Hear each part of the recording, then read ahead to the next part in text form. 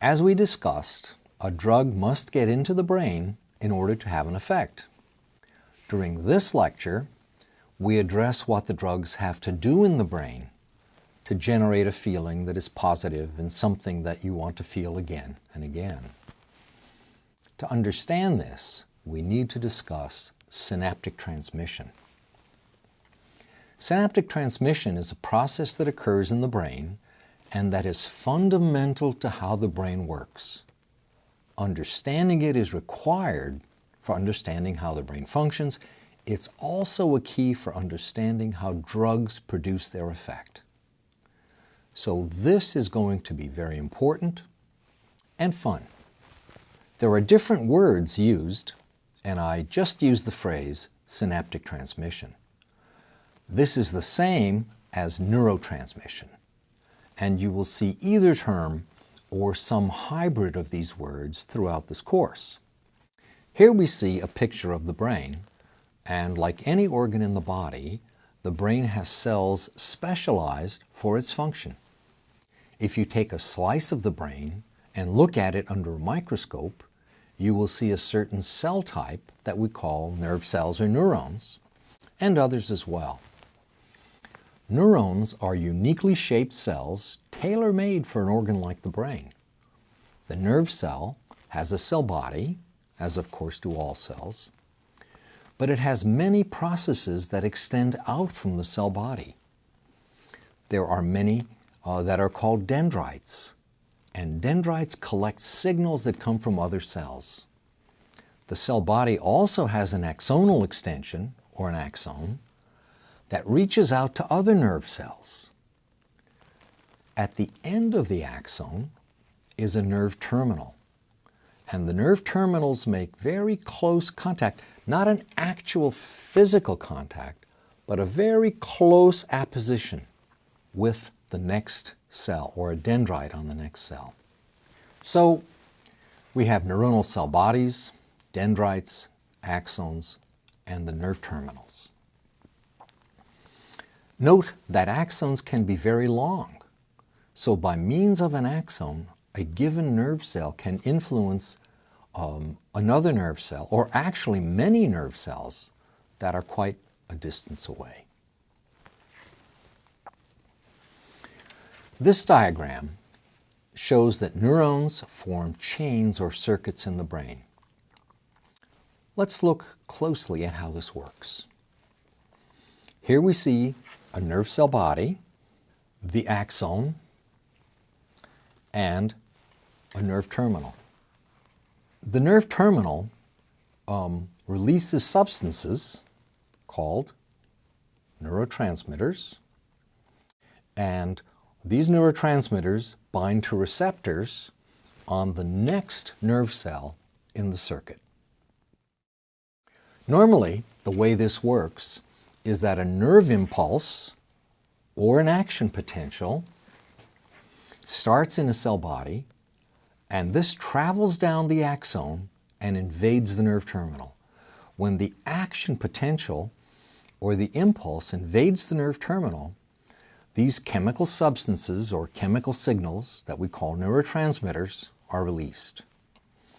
They then diffuse across the space we call the synaptic cleft or the synaptic gap right here, which is that space between the cells, and the neurotransmitters bind to receptors on the next cell. Once they bind to the receptors on the next cell in the circuit, that cell can then be activated by this binding because the chemical substances, when bound to the receptors, can produce an activation of the next cell. This activation can result in another action potential or impulse, which travels down the axon to the next, or to its nerve terminal, which causes a release of chemical substances onto the next cell, and so forth. This process can go on along a chain containing many nerve cells. This is how circuits or pathways maintain communication.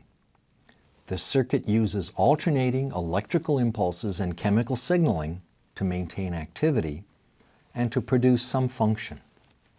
So I stress that it's an alternating electrical and chemical signaling that occurs in the brain, allowing a circuit of neurons to ultimately produce some physiological effect.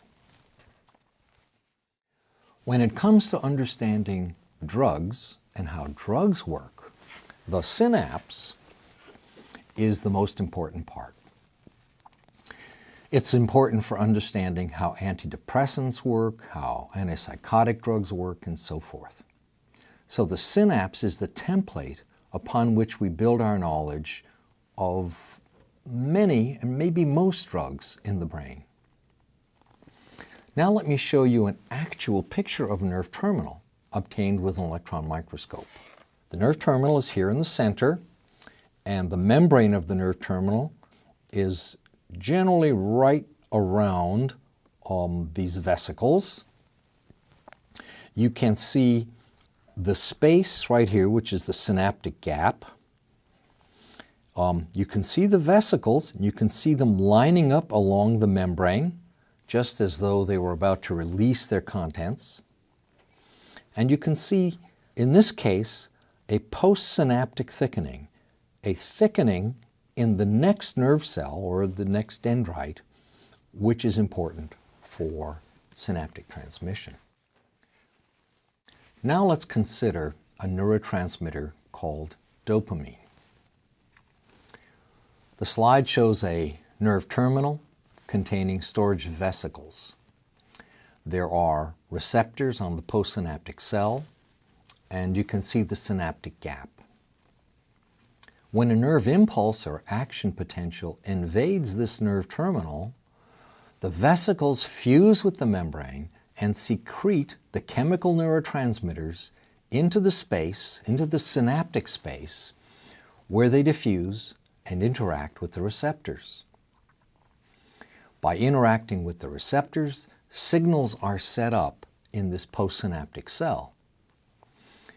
Now, while a neurotransmitter has to act at the receptors to produce a signal, its signaling action has to be eventually stopped. In other words, the neurotransmitter has to be removed from the region of the receptors so that the signaling is discrete. If the signaling didn't stop, but went on, it would be a burst of continuous noise rather than a discrete signal. So neurotransmission is an on-off process, and it's very brief, of the order of milliseconds or thousandths of a second. It occurs quickly. In the case of dopamine, the way that dopamine molecules are removed from the synaptic space is by transport. Dopamine is taken back up into the nerve terminal. When the neurotransmitter is taken up and put back into the nerve terminal, it's removed from the synaptic gap. This reuptake or removal of dopamine from the region of the receptors is how neurotransmission, in this case, is terminated. So, in general, neurotransmitters are made in the nerve cells, they're stored in vesicles, they're released by action potentials or electrical impulses, they interact with receptors, and finally, they must be removed from receptors. To summarize, there are three major events that we'll be talking about in neurotransmission: the release of neurotransmitter, receptor interaction, and the removal from receptors. There are many neurotransmitters, and many addictive drugs focus on and work at least partly through different neurotransmitters. For example, psychostimulants like cocaine work directly through dopamine. A stimulant like nicotine will first bind at acetylcholine receptors, but then later may involve dopamine. We'll look at all of these in more detail later on, but there are many neurotransmitters found in the brain that are involved in signaling, and we have to know about them, at least in general, if we're going to understand how drugs work.